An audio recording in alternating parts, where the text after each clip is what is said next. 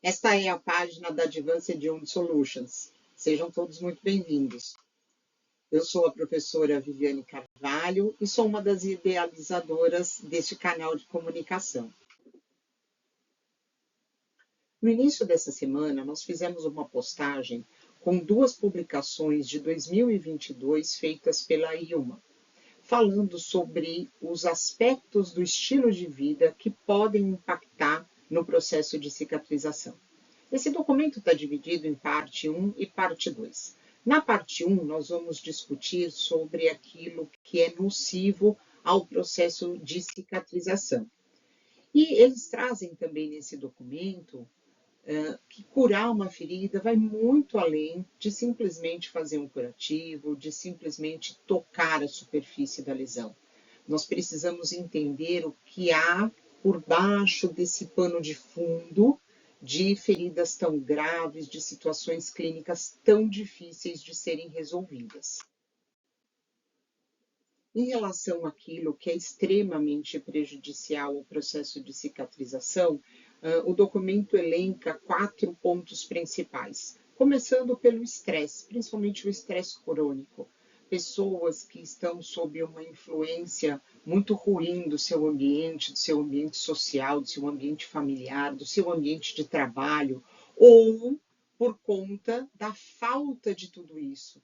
Então, tanto o excesso de pressão, o excesso de cobrança é ruim para essas pessoas, assim como a falta disso, né, o abandono por parte da sociedade, por parte da família, por parte dos colegas de trabalho. Isso pode impactar também de maneira negativa por conta da perpetuação da fase inflamatória da cicatrização. O etilismo. O álcool, ele prejudica muito a resposta inflamatória e principalmente a função imunológica. Então, reduzir o consumo de álcool ou até mesmo eliminar é fundamental para um processo de cicatrização adequado. O mesmo vale para aquelas pessoas que fazem uso de tabaco. O tabaco, o cigarro, seja ele o cigarro eletrônico ou o cigarro tradicional, ele contém substâncias extremamente tóxicas e que certamente farão um prejuízo muito grande, e o que os estudos nos mostram é que essas substâncias extremamente tóxicas, elas agem diretamente no endotélio vascular, comprometendo então a troca de oxigênio, comprometendo a troca de nutrientes entre aquilo que está no sangue e os elementos que estão no tecido intersticial.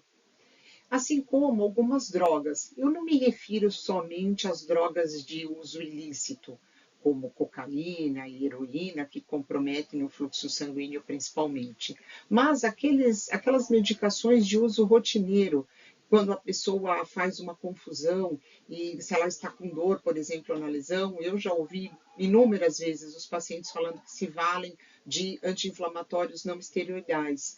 Então, tanto essa classe de medicamento, quanto os corticoides, quanto alguns imunossupressores, algumas classes de quimioterápicos também vão impactar negativamente na cicatrização.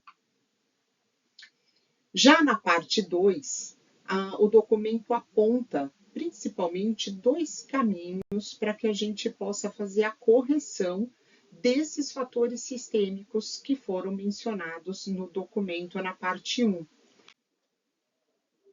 A primeira forma de correção apontada no documento é a prática da atividade física regular, mas lembrando que essa é uma atividade que precisa ser orientada e principalmente supervisionada por um profissional de educação física, por exemplo, porque só dessa maneira ele vai conseguir correlacionar qual é o seu problema de base que gerou aquela lesão e os exercícios físicos que são mais adequados.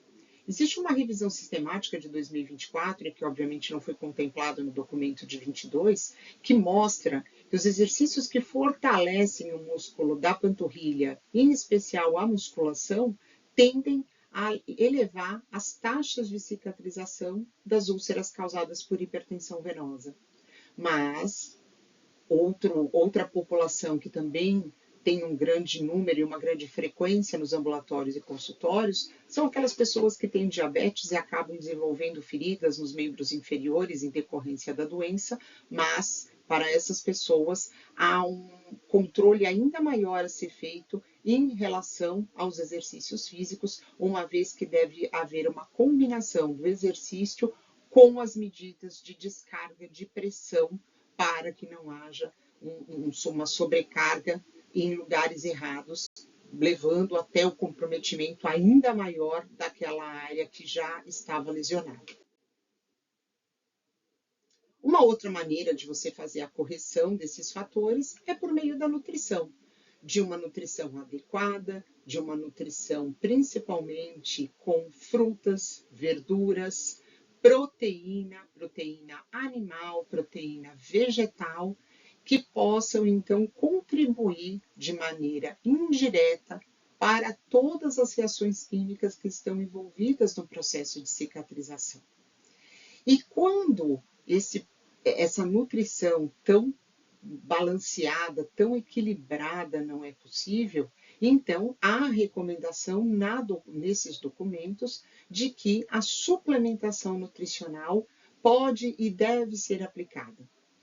Talvez o que você não saiba é que é possível nós fazermos isso no dia a dia, nos ambulatórios, nos consultórios, por meio de uma análise detalhada de determinados exames que nós pedimos, determinados exames de laboratório que nós pedimos, para avaliação de perfil inflamatório desses pacientes, para avaliação da função intestinal, e então nós conseguimos fazer as correções para que essas pessoas então retornem aos níveis adequados desses nutrientes, dos micronutrientes, dos oligoelementos, das vitaminas, dos nutracêuticos, quando necessário fazer a intervenção com eles. Então, é possível a gente fazer todo esse balanceamento. Então, para isso, eu deixo aqui um convite para que vocês estejam conosco, com todo o time AWS, nos dias 2, 3, 4, 5 e 6 de junho, das 19 às 22 horas, na plataforma Zoom, onde no curso de Biofatores nós vamos discutir todos esses aspectos das vitaminas, dos oligoelementos, dos nutracêuticos, de acordo com cada uma das doenças de base que mais atingem os nossos pacientes que acabam desenvolvendo essas feridas de difícil cicatrização. Eu deixo também aqui a nossa agenda de cursos para os meses de junho, julho e agosto e chamo uma especial atenção para o mês de agosto, porque em agosto vai acontecer um evento aqui em São Paulo, que é o Cicatriza São Paulo. Nesse evento nós vamos discutir os principais consensos e as principais diretrizes clínicas dos últimos anos e dos assuntos que são mais frequentemente comentados e que nós acabamos tendo mais dúvidas no dia a dia, só que nós não vamos estudar os consensos, nós vamos estudar os documentos que deram base para esses consensos. Nós vamos mergulhar, nós vamos nos aprofundar nesse conhecimento em relação a essa documentação que se faz tão presente no dia a dia e que se faz tão necessária de compreensão. Obrigada.